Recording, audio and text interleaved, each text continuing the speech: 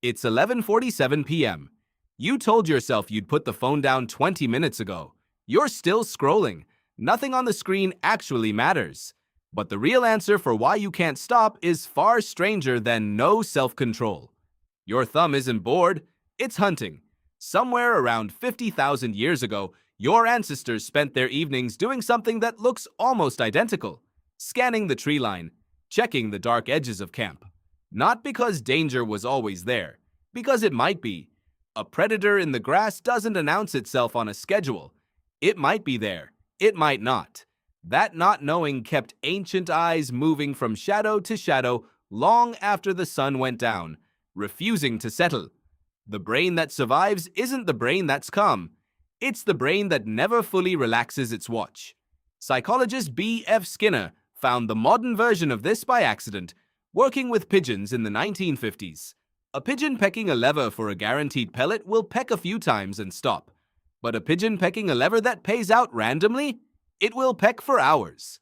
Skinner called it a variable reward schedule.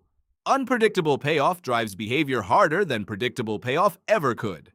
Why would an animal work hardest for the reward it's least sure of? Because uncertainty is what dopamine actually responds to. Neuroscientist Wolfram Schultz showed that dopamine isn't released when you get a reward. It spikes in anticipation, right before you find out. The maybe is the chemical hook, not the yes.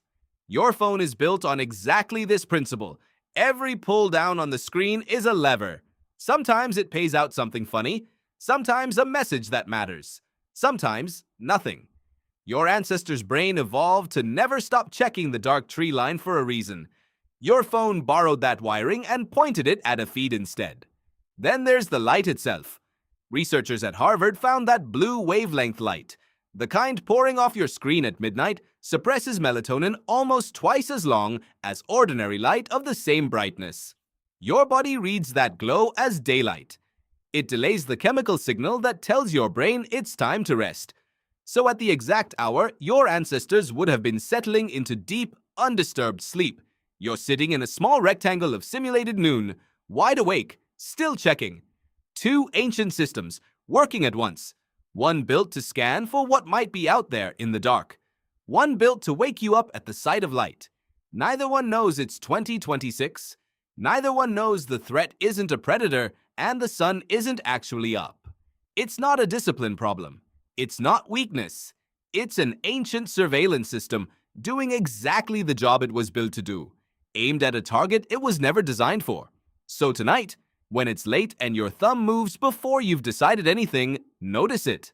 Notice the small flicker of maybe that pulls you back in before you've even registered the thought. That's not boredom. That's 50,000 years of watching the dark, still running, still waiting to see what happens next.